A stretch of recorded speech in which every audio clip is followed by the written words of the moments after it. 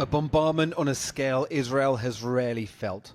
The numbers vast, the missiles advanced, the damage devastating. 3 a.m. in South Tel Aviv, the night air saturated with confusion, panic and concrete dust. Iran promised retaliation. This is it. This is a residential neighborhood, Bat Yam. The strike happened about 40 minutes ago. You can just see this is the apartment building that was struck.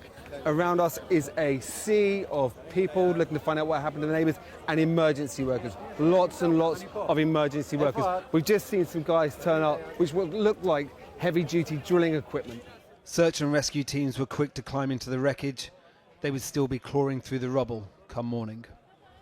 What was the feeling like? The feeling, no, rooms, it's going, yes, and in apartment don't have glass, there's window, nothing. It's all gone. All, yes, in all built. Yeah. But it's So on the side of the building, all of the glass and everything came off the front.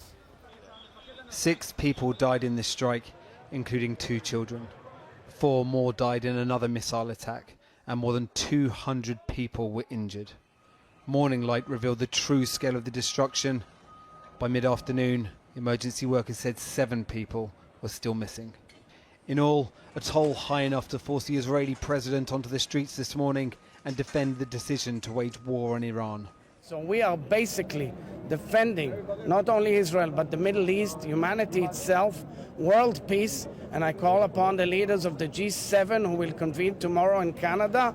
They should all be with us. Because if you want to get the nukes out, you better work together with us and make sure that Iran does not reach its capability.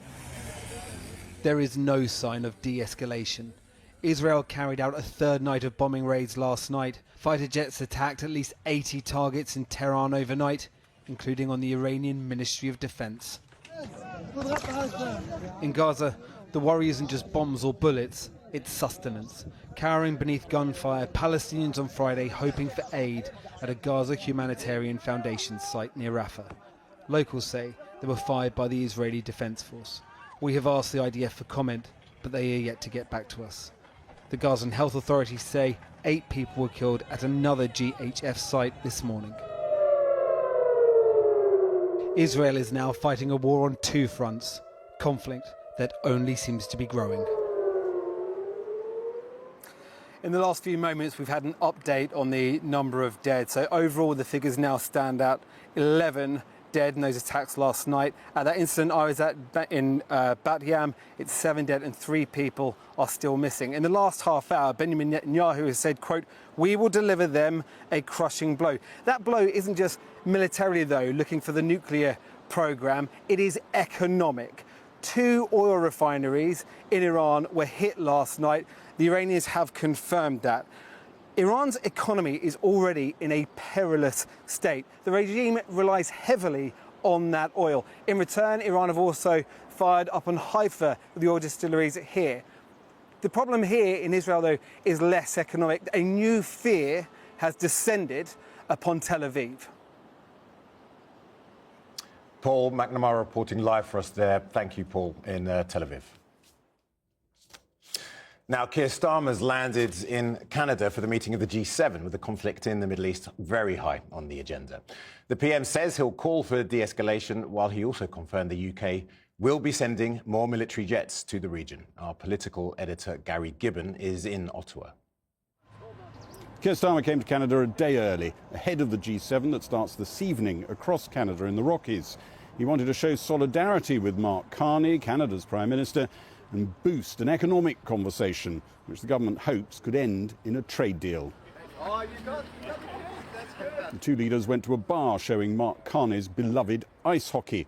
The agenda for this summit was already pretty packed before the conflict between Israel and Iran kicked off. It is a conflict with enormous potential for fallout. The Prime Minister's been confirming while he's out here that Britain has sent Royal Air Force aircraft, Voyagers and Typhoons to the region, but he's being non-specific, very carefully non-specific about what they're there for. He says they're there for contingencies. Now that could mean protecting British bases. It could mean, as Britain has done twice in recent times, intervening to try and help Israel defend its own airspace from Iranian attack.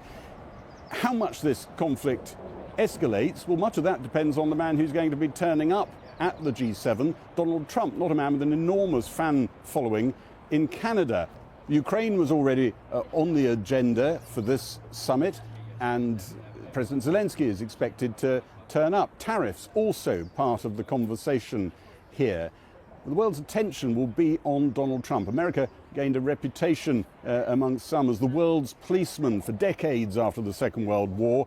Nobody quite knows how this particular policeman, with a taste for occasionally being the wrong side of the law, some would say, is going to handle this enormous crisis in the Middle East.